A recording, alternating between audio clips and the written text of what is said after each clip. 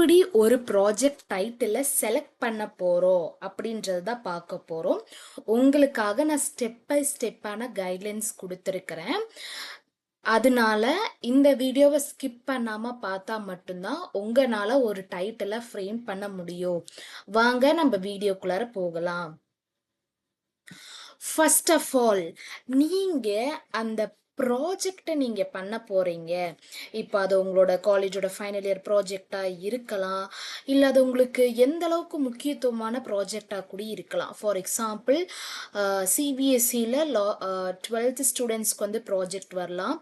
And மெயினாக commerce student அவங்களோட final இயரில் வந்து சூஸ் பண்ணக்கூடிய ப்ராஜெக்ட்ஸாக இருக்கலாம், இல்லை வேரியஸ் அதர் சப்ஜெக்ட் ஸ்டூடெண்ட்ஸுமே இன்க்ளூட் ஆவாங்க. ஸோ இந்த செஷனோட எண்டில் நீங்கள் எந்த ஸ்டூடெண்ட்டாக இருந்தாலும் சரி, உங்களுக்கான டாபிக் என்னதுன்றதை வந்து நீங்கள் ஃப்ரேம் பண்ணுற அளவுக்கு I will give a proper guidelines. அதுக்கு ஃபஸ்ட்டு நீங்கள் என்ன பண்ணணுன்னா, நீங்கள் வந்து எவ்வளோக்கு எவ்வளோ அந்த டாப்பிக்கை இம்பார்ட்டண்ட்டாக கொடுத்து நீங்கள் அதை வந்து தெரிஞ்சுக்க போகிறீங்கன்றது உங்களுக்கு தான் தெரியும். அண்ட் அதோட டைட்டிலோட என்னென்ன எலமெண்ட் உங்களுக்கு தேவைன்றது நான் உங்களுக்கு சொல்லித்தர போகிறேன். அந்த டைட்டில் எந்த அளவுக்கு க்ரியேட்டிவாக நீங்கள் வந்து க்ரியேட் பண்ணணும் அப்படின்ற ஒரு டெக்னிக், அண்டு எந்தெந்த மிஸ்டேக்லாம் நீங்கள் அவாய்ட் பண்ணணும் அந்த ஒரு டாப்பிக்கை நீங்கள் க்ரியேட் பண்ணும்பொழுது அப்படின்றத இந்த செஷனோட எண்டில் உங்களுக்கு ஒரு கிளாரிட்டி கிடைக்கும். ஸோ இந்த வீடியோவை ஸ்கிப் பண்ணாமல் பாருங்கள். ஃபர்ஸ்ட் ஆஃப் ஆல், ப்ராஜெக்ட் டைட்டில்னால் நம்ம என்னதுன்னு தெரிஞ்சுக்கலாம். ஃபஸ்ட்டு ப்ராஜெக்ட் டைட்டில் வந்து, இப்போ நீங்கள் ஒரு ப்ராஜெக்டை சப்மிட் பண்ண போகிறீங்கன்னா அவங்க வந்து உங்களோட 100 pages ஆர் 50 pagesோட ஃபுல் பேஜஸையும் உங்களுக்கு உட்காந்தோன்னும் ரீட் பண்ண மாட்டாங்க. நீங்கள் உங்களோட ப்ராஜெக்டோட டைட்டில் தான் ஃபஸ்ட்டு உங்களுக்கு முன்னாடி வைவால கேட்கும் போதும் சரி, நீங்கள் உங்களோட சப்மிட் பண்ணும்போதும் சரி, எடுத்தோடனே உங்கள் டைட்டில் தான் பார்ப்பாங்க. நீங்கள் காமிக்கிற டைட்டில் தான் ஃபஸ்ட்டு இம்ப்ரெஷன் இருக்கணும் உங்க ப்ராஜெக்டோடது. அதனால தான் உங்களை வந்து ப்ராஜெக்ட் டைட்டிலை வந்து ஃபர்ஸ்ட் ஆஃப் ஆல் உங்க ஸ்டாஃப் வந்து உங்களை ஃபைண்ட் அவுட் பண்ண சொல்றாங்க. ஸோ ப்ராஜெக்டோட டைட்டில் தான் first impression for that project. So அப்போ அந்த அளவுக்கு அந்த ப்ராஜெக்ட் டைட்டில் எவ்வளோ எஃபெக்டிவாக இருக்கணும், எந்த அளவு அதில் வந்து அர்த்தமுள்ள ஒரு டைட்டிலாக நம்ம எடுக்கணும் அப்படின்னு வந்து பார்த்தீங்கன்னா, நம்மளோட ப்ரீஃபாக இருக்கணும். பட் ஆனால் வந்து பார்த்தீங்கன்னா இந்த ப்ராஜெக்டோட டைட்டிலே இதை தான் இவங்க சொல்ல வராங்கன்றத புரிஞ்சுக்கிற அளவுக்கு அந்த ப்ராஜெக்ட் டைட்டில் கரெக்ட் ஃபார்மேட்டில் இருக்கணும். First of all, what the project is about.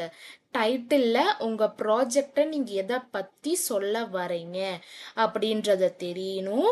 அதே மாதிரி the main focus of the study, நீங்கள் எதை பற்றி அந்த ப்ராஜெக்டில் விவரமாக சொல்லியிருக்கிறீங்க அப்படின்றது தான் இங்கே மெயின் ஃபோக்கஸ் ஆஃப் த ஸ்டடியே. அதுக்கப்புறம் அந்த ப்ராஜெக்டை நீங்கள் பண்ணி முடிக்கிறதுக்கு எந்த மாதிரியான டார்கெட் ஆடியன்ஸை, அந்த ஏரியாவை நீங்கள் குறிப்பிடுறீங்க, எந்த மாதிரியான ஆடியன்ஸ் அப்படின்றத வந்து இது எல்லாமே அந்த டைட்டில்லே உங்களுக்கு வந்து வந்துடணும். எதை பற்றி பண்ண போகிறீங்க, எதை ஸ்டடி பண்ண போகிறீங்க, அந்த ஸ்டடி பண்ணுற விஷயத்துக்கான ஆடியன்ஸ் யாருன்றது அந்த ப்ராஜெக்ட் டைட்டிலில் தெரியணும். ஃபார் எக்ஸாம்பிள், நீங்கள் வந்து ஒரு வீக்கான டைட்டில் அப்படின்னா எப்படி இருக்குன்னு பார்த்தீங்கன்னா, ஆன்லைன் லேர்னிங். இதில் என்ன நம்மளுக்கு புரியுது? ஒன்றுமே நம்மளுக்கு வந்து புரியல. ஜஸ்ட் ஒரு 2 wordsல வந்து முடிஞ்சிருச்சு. பட் ஒரு ஸ்ட்ராங்கான டைட்டில் எப்படி இருக்கணும்னு வந்து பார்த்தீங்கன்னா, impact of online learning on academic performance of high school student. இந்த டைட்டில் பார்க்கும்போது உங்களுக்கு 3 விஷயமுமே உங்களுக்கு ப்ரீஃபாக புரிஞ்சிருக்கும். ஒன்று, அவங்க எந்த ப்ராஜெக்டாக பண்ண போகிறாங்க, அவங்க ஸ்டடி ஆஃப் பர்ஃபார்மன்ஸ், அது அகாடமிக் பர்ஃபார்மன்ஸை தான் இவங்க வந்து கோ த்ரூ பண்ண போகிறாங்க, எந்த ஏரியா ஹை ஸ்கூல் ஸ்டூடெண்ட்டை தான் இந்த இடத்துல அவங்க வந்து மென்ஷன் பண்ணியிருக்காங்க. ஸோ நான் சொன்ன இந்த 3மே இந்த டைட்டிலில் அடங்கும். இந்த மாதிரி தான் நீங்கள் உங்கள் டைட்டிலை வந்து நீங்கள் சூஸ் பண்ணணும்.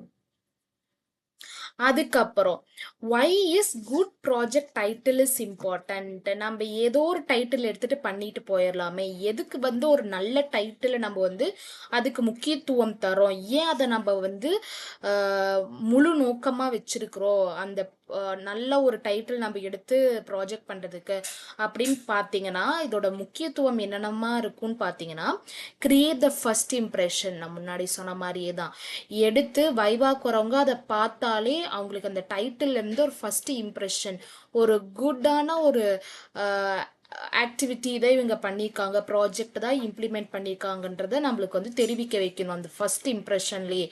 Second one, clearly communicate the project title ஒரு டாபிக். அதாவது அந்த ப்ராஜெக்ட் டாபிக் சொல்லும் போதே கிளியரா, எந்த விதமான தடுமாற்றமும் இல்லாம அதை பத்தின ஒரு கிளியர் டீட்டெயில் அந்த ப்ராஜெக்டை பத்தி நம்மளுக்கு வந்து தெரிஞ்சிருக்கும் அந்த டாபிக் சொல்லும் பொழுதே. அதனால கிளியரா கம்யூனிகேட் பண்ற மாதிரியான ப்ராஜெக்ட் டைட்டிலா இருக்கணும். That is topic. Attract the readers and evaluator. நம்மளோட டாபிக் ப்ராஜெக்ட் யாரு எப்போ, இப்போ நம்மளோட ஃபைனல் இயர் ஸ்டூடெண்ட்ஸ் முன்னாடி வருஷம் பண்ணி வச்சவங்களோடதெல்லாம் நம்ம பார்த்தாலே அவங்க ரீட் பண்ணி பார்க்கும்போது ஆஹா இதுல இருந்து இவ்வளோ நீட்டா வந்து ஒரு ப்ராஜெக்ட் பண்ணியிருக்கிறாங்களா அப்படின்றத எடுத்து பார்க்கும்போது அதை அட்ராக்ட் பண்ணக்கூடிய விதத்துல இருக்கும் பாத்தீங்களா. ஒரு சில ப்ராஜெக்ட் மற்றவங்களை விட தனித்துவமா இருக்கணும். அதுக்கப்புறம் helps in understanding the project purpose. அந்த ப்ராஜெக்டோட பர்பஸ் என்னதுன்றத அந்த டைட்டிலை பார்த்தாலே நம்ம அண்டர்ஸ்டாண்ட் பண்ற மாதிரியான விதத்துல அந்த ஒரு டாபிக் ஒரு டைட்டில் வந்து இருக்கணும். Improve the research organisation. அதனால நம்மனால முடிஞ்ச ஒரு ரிசர்ச் பண்ணிருப்போம் இல்லையா, அதை வந்து இம்ப்ரூவ் பண்ணக்கூடிய வகையில இருக்கணும். Characteristic of a good project title. எப்படி ஒரு குட் ப்ராஜெக்ட் டைட்டில் இருக்கணும் அப்படின்னு பார்த்தீங்கன்னா, கிளியரா இருக்கணும், ஸ்பெசிஃபிக்கா இருக்கணும், கான்சைன்ஸ், எந்த விதமான மிஸ்டேக்ஸ் நம்ம கிளியரிட்டியா அப்படின்னு சொல்றோம் இல்லையா, கன்சைனா இருக்கணும், ரிலவெண்ட்டாக இருக்கணும், நம்மளோட சப்ஜெக்டுக்கு ஏற்ற மாதிரி ரிலவெண்ட்டாக இருக்கணும், மீனிங்ஃபுல்லாக இருக்கணும், அதாவது அர்த்தமுள்ளதாக இருக்கணும், ஈஸி டு அண்டர்ஸ்டாண்ட், யார் அது படித்து பார்த்தாலும் அண்டர்ஸ்டாண்ட் பண்ணக்கூடிய ஒரு வகையில் அந்த ப்ராஜெக்டோட டைட்டில் இருக்கணும். Remember, a good title tells the reader exactly what the project is about. ஒரு நல்ல டைட்டிலை நம்ம பண்றவங்க வைக்கும் பொழுது அந்த ரீடரு நம்ம என்ன பண்ணோன்றத வந்து அவங்க புரிஞ்சுக்கிற வகையில நம்ம அதை ப்ரிப்பேர் பண்ணணும். ஸோ நம்மளோட 100 பக்கமோ இல்லை 200 பக்கமோ இல்லை 50 பக்கமோ 10 பக்க ப்ராஜெக்டாவே இருந்தாலும் அதோட டைட்டில் படிக்கும் போதே இவங்க இதை தான் பண்ணியிருக்காங்க அப்படின்ற புரியக்கூடிய வகையில இருக்கணும். இப்போ நம்ம வந்து ஸ்டெப் பை ஸ்டெப்பாக எப்படி ஒரு ப்ராஜெக்டை பண்ணணுன்றத பார்க்கலாம். ஃபர்ஸ்ட் ஸ்டெப் என்னதுன்னு பார்த்தீங்கன்னா, செலக்ட் யோர் சப்ஜெக்ட் ஏரியா. உங்களோட சப்ஜெக்ட் ஏரியா என்னதுன்றத ஃபர்ஸ்ட் நீங்கள் ஸ்டடி பண்ணுங்க. அதாவது நீங்கள் வந்து எஜுகேஷன் பேக்ரவுண்ட் வழியாக எடுக்கிறீங்களா, இல்லை நீங்கள் கம்ப்யூட்டர் சயின்ஸ் ஸ்டூடெண்ட்டாக இருக்கலாம், காமர்ஸ் ஸ்டூடெண்ட்டாக இருக்கலாம், இல்லை science student, mathematical student, English ஸ்டூடெண்ட்ஸோ சோஷியல் ஸ்டடி ஸ்டூடெண்ட்ஸாகவே இருக்கலாம். ஸோ இதில் எந்த சப்ஜெக்ட் ஏரியா வேணாலுமே நீங்கள் இருக்கலாம். அதாவது நீங்கள் ஆஸ் அ சப்ஜெக்ட் ஸ்டூடெண்ட்டாக நான் வந்து இந்த இடத்துல சொல்கிறேன், வாட் சப்ஜெக்ட் ஆம் ஐ இன்ட்ரெஸ்டட் இன். இதில் நீங்கள் ஏதோ சப்ஜெக்ட் எடுத்திருப்பீங்க. இப்போ ஃபார் எக்ஸாம்பிள் காமர்ஸ் ஸ்டூடெண்ட்னா உங்களுக்கு ஹெச்ஆர் ரிலேட்டட் இருக்குது, மார்க்கெட்டிங் இருக்குது, ஃபினான்ஸ் இருக்குது, ப்ராஜெக்ட்லேயே வேரியஸ் இன்ட்ரெஸ்டட் ஏரியாஸ் இருக்குது பார்த்தீங்களா. அதில் நீங்கள் எதை சூஸ் பண்ண போகிறீங்க அப்படின்றத ஃபஸ்ட்டு நீங்கள் செலக்ட் பண்ணணும். Next one, identify a problem. ரெண்டாவது ஸ்டெப் வந்து நம்ம எந்த ஏரியா சூஸ் பண்ண போகிறோன்றதை தெரிஞ்சதுக்கு அப்புறம் நம்மளோட ப்ராப்ளம் என்னதுன்றதை நம்ம ஃபைண்ட் பண்ணோம். பிகாஸ் ப்ராப்ளம் வச்சுட்டு தான் நம்ம டைட்டிலே பண்ண போகிறோம். பிகாஸ் அந்த ப்ராப்ளத்துக்கான சொல்யூஷன் தான் அந்த ப்ராஜெக்டில் நம்ம ப்ரூவ் பண்ண போகிறோம். ஸோ ஏதோ ஒரு ப்ராப்ளம் அந்த டைட்டிலில் இருக்கணும், நம்ம பண்ணக்கூடிய ப்ராஜெக்டில் இருக்கணும். அதுக்கான ஆன்சர் தான் நம்ம சொல்ல போகிறோம். Find the real problem. Example எப்படின்னு பார்த்தீங்கன்னா, லோ ஸ்டூடெண்ட் அட்டண்டன்ஸ். நான் முன்னாடி சொன்ன டாபிக் அந்த ஹைஸ்கூல் பர்ஃபார்மன்ஸ் இருக்குது பார்த்தீங்கன்னா, அதை பேஸ் பண்ணி தான் எக்ஸாம்பிளாக நான் வந்து கொடுத்துருக்குறேன். Low school attendance, poor reading habit, online learning challenges, lack of digital skill. கொஷினில் என்னதுன்னு பார்த்தீங்கன்னா, what issues needed to be studied or solved. இப்போ நான் முன்னாடி ஃபர்ஸ்ட் பேஜில் கொடுத்த டாபிக் ரிலேட்டடான ப்ராப்ளம் தான் இல்லை வச்சிருக்கிறேன். இப்போ இதில் உங்களுக்கு வந்து உங்களோட சப்ஜெக்ட் ரிலேட்டடான ப்ராப்ளம் உங்களுக்கு என்னதுன்றது ஒரு சின்ன ஐடியா வந்திருக்கும். இப்போ ஒரு டாபிக் எடுக்கிறோன்னா அந்த டாபிக்குள்ளார ஒரு சால்வ் பண்ண முடியாத ஒரு ப்ராப்ளம் இருக்கணும். அந்த ப்ராப்ளம் என்னதுன்றதை நீங்கள் ஃபைண்ட் அவுட் பண்ணணும். பிகாஸ் நீங்கள் அதுக்கான ஆன்சர் தான் இந்த ப்ராஜெக்டை நீங்கள் வந்து சூஸ் பண்ணி அதை கிளியர் பண்ண போகிறீங்க, தட் இஸ் சால்வ் பண்ண போகிறீங்க. Third one, define the target group. இப்போ நீங்கள் இந்த ப்ராப்ளத்தை சால்வ் பண்ணுறீங்க. அந்த ப்ராப்ளம் சால்வ் பண்ணுறனால அந்த ப்ராப்ளத்துக்கு ஏற்ற குரூப் ஆஃப் பீப்புள் யாரு, அதாவது who is the project about? School ஸ்டூடெண்ட்டா, காலேஜ் ஸ்டூடெண்ட்டா, இல்லை டீச்சர்ஸா, பேரண்ட்ஸா, எம்ப்ளாயா, யாரு இதில் இன்வால்வ் ஆக போகிறா? அதனால who will be benefited from this project. இந்த ப்ராஜெக்டை வேற யாராவது எடுத்து பார்க்கும் பொழுது அவங்களுக்கு இந்த ப்ராஜெக்ட்ல இருந்து ஒரு பெனிஃபிட் கிடைக்கணும். ஓ, இதுல இருந்து இந்த டேட்டால இருந்து இவங்க இதை தான் சொல்ல வராங்க அப்படின்றது நம்மளுக்கு தெரியணும். ஃபர்ஸ்ட் நம்ம என்னது சப்ஜெக்ட் ஏரியாவை கண்டுபிடிக்க போகிறோம், அதுக்கப்புறம் ப்ராப்ளத்தை கண்டுபிடிக்க போகிறோம், அந்த ப்ராப்ளம் யாருக்காக நம்ம கொடுக்க போகிறோம், அந்த ப்ராப்ளத்தை வந்து யார் எடுத்துக்க போகிறா. ஏன்னு சொன்னால் நம்ம பாட்டுக்கு ஒரு ப்ராப்ளத்தை எழுதி சொல்யூஷன் எழுதக்கூடாது. அந்த சொல்யூஷனில் மற்றவங்களுக்கும் வந்து என்னது ஃப்யூச்சரில் பெனிஃபிட் தரக்கூடிய டாப்பிக்காக இருக்கணும். ஃபோர்த் ஒன் என்னதுன்னு பார்த்தீங்கன்னா, decide the main focus. What will measure? நம்மளோட மெயின் ஃபோக்கஸ் என்னது?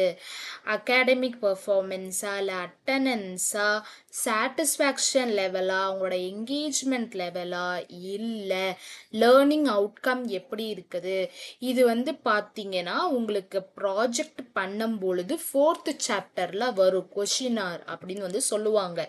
அதில் இந்த மாதிரியான வேரியஸ் கொஷின்ஸ் வந்து இன்க்ளூட் ஆகும். அதான் மெஷர்ஸ் அப்படின்னு சொல்கிறாங்க. இதுலேருந்து நம்ம டேட்டா எடுப்போம். Mainly for the commerce students இது வந்து முக்கால்வாசி கொஷின்ஸ் இந்த மாதிரி தான் கேட்பாங்க. வாட் ரிசல்ட் ஐ ஆம் ட்ரையிங் டு ஃபைண்ட், எதை நான் கண்டுபிடிக்க போகிறேன் அப்படின்றது உங்களுக்கு அப்கமிங் வீடியோஸில் கிளியராக சாப்டர் வைஸ் உங்களுக்கு வந்து நான் க்ளீனாக எக்ஸ்பிளைன் பண்ணுறேன் எப்படி ஒரு ப்ராஜெக்டை பண்ணணும் அப்படின்றத, especially for the commerce student. அதுக்கப்புறம் யூசர் டைட்டில் ஃபார்முலா. ஒரு டைட்டிலுக்கான ஃபார்முலா வந்து நீங்கள் எப்பயுமே மைண்டில் ஃபோக்கஸாக வச்சுக்கோங்க. ஃபார் எக்ஸாம்பிள் உங்களுக்கு ஒரு ஃபார்முலா, ஒரு மந்த்ரா மாதிரி நான் வந்து சொல்கிறேன்னு வச்சுக்கோங்களே, efforts of dash, efforts of ஏதோ ஒரு டைட்டில், அதாவது ப்ராப்ளம் நீங்கள் வச்சுருப்பீங்க, ஆன் டேஷ், யாருக்காக அந்த ப்ராப்ளம், அதாவது அந்த பர்ஃபார்மன்ஸா இல்லை எந்த ஆக்டிவிட்டி ரிலேட்டடானது, அமௌங் யாருக்காக, இதுதான் வந்து நான் ஒரு ஃபார்முலா வச்சுருக்கேன். இனிமேல் நிறைய இருக்குது, உங்களுக்கு சிம்பிளாக நான் வந்து எப்படி கொடுத்துருக்கேன். அதுக்கான எக்ஸாம்பிள் கீழே வந்து எப்படி கொடுத்துருக்காங்கன்னு பாருங்க. Efforts of smart class room teaching on academic achievement among high school student. இல்லை தெளிவாக உங்களுக்கு வந்து புரிஞ்சிருக்கும்.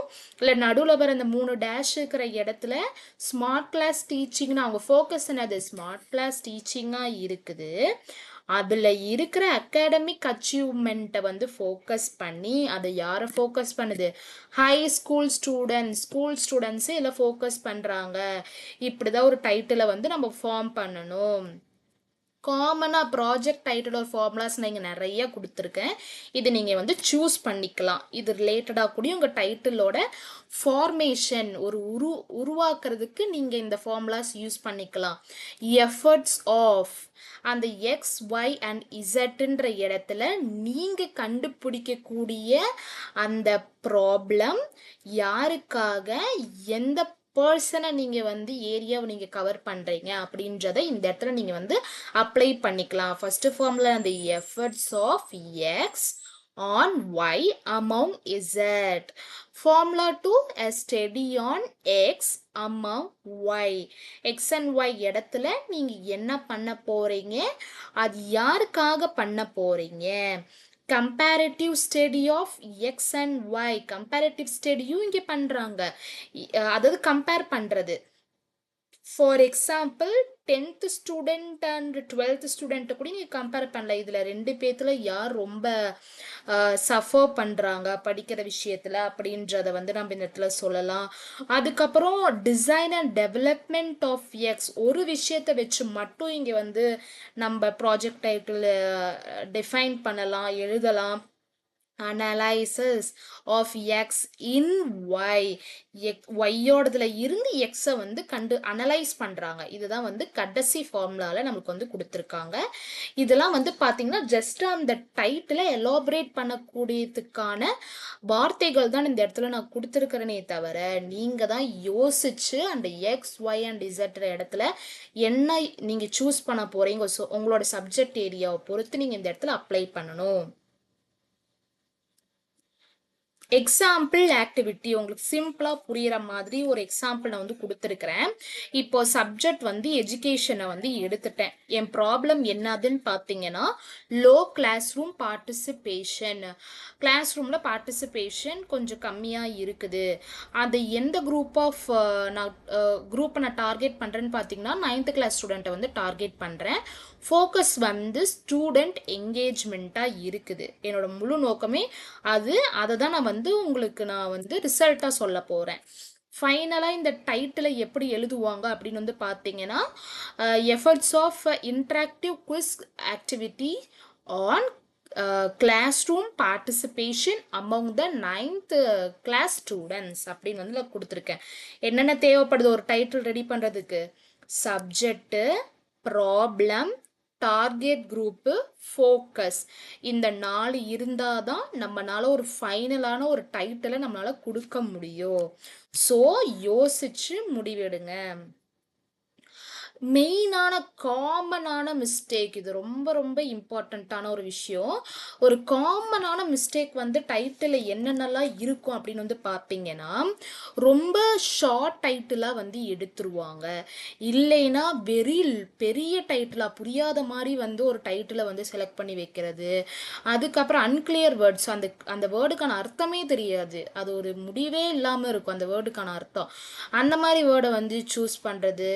ரொம்ப நிறைய வேரியபிள், யாரை நம்ம சூஸ் பண்ணுறோன்னே தெரியாமல், எந்த பார்ட்டிசிபெண்ட்டு நம்ம சூஸ் பண்ண போகிறோன்னே தெரியாமல் யாரையோ வேரியபிளாக நம்ம வந்து எடுத்து சூஸ் பண்ணுறதோ, இர்ரெலவெண்ட் இன்ஃபர்மேஷன், நம்ம எடுக்கக்கூடிய ப்ராஜெக்ட்டுக்கும் அந்த டைட்டிலுக்கும் கொடுக்கக்கூடிய ரிசல்ட்டுக்கும் எந்த விதமான இன்ஃபர்மேஷனுமே தொடர்பே இருக்காது. அந்த மாதிரியான எந்த மிஸ்டேக்குமே அந்த டைட்டிலை நம்ம பண்ணக்கூடாது. இதுதான் அவாய்ட் பண்ணக்கூடிய ஒரு மிகப்பெரிய மிஸ்டேக்காக இருக்குது ஒரு டைட்டிலை சூஸ் பண்ணும்போது. ஃபார் எக்ஸாம்பிள் ஒரு புவரான டைட்டில் எப்படி இருக்குன்னு பார்த்தீங்கன்னா டெக்னாலஜி ப்ராஜெக்ட், அவ்வளோதான். இப்படி கொடுத்தா யாருக்கு என்ன புரியுன்னு சொன்னால் டெக்னாலஜி எவ்வளவோ இருக்குது, இருக்குது, என்னென்னமோ இருக்குது, அதை நம்ம புரிஞ்சுக்கிறது. ஸோ பெட்டராக நம்ம ஒரு ப்ராஜெக்ட் டைட்டில் கொடுக்க போகிறோன்னா impact of educational technology on student learning outcome, இப்படி கொடுக்கும் பொழுது நம்மளுக்கு எவ்வளோ கிளியராக புரியுது பாருங்க. இம்பேக்ட் ஆஃப் எஜுகேஷனல் டெக்னாலஜி பற்றி நம்ம சொல்ல போகிறோம். எதை பற்றி, அதில் யாருன்னு பார்த்தீங்கன்னா ஸ்டூடெண்ட் லேர்னிங் அவுட்கம்மை பற்றி நம்ம சொல்ல போகிறோம், ரிசல்ட்டாக கொடுக்க போகிறோம். கிளியராக இந்த மாதிரி நம்ம வந்து கொடுக்கணும். அதுக்கப்புறம் டைட்டில் எவாலுவேஷன் செக்லிஸ்ட், எதெல்லாம் நம்ம செக்லிஸ்ட்டு நம்ம செக்கிங் லிஸ்ட்டில் வச்சுருக்கணும்னு பார்த்தீங்கன்னா டைட்டில் நம்ம ரெடி பண்ணும்போது அது நீங்கள் உங்களுக்கே கேட்டுக்கணும், இது வந்து உங்களுக்கு நீங்கள் கிளியராக தான் பண்ணிக்கிறீங்களா? Is it clear? Is it ஸ்பெசிஃபிக்காக ஒரு குரூப் ஆஃப் பர்சனை தான் நான் வந்து இதில் எடுத்திருக்கிறேனா அப்படின்றத நீங்கள் தான் வந்து முடிவெடுக்கணும். அதுக்கப்புறம் இட் இஸ் ரிலவெண்ட், உங்கள் டாப்பிக்கு அது ரிலவெண்ட்டாக இருக்குதா இல்லையா, ரிலவெண்ட்டான டாபிக் மட்டும்தான் எடுக்கணும்.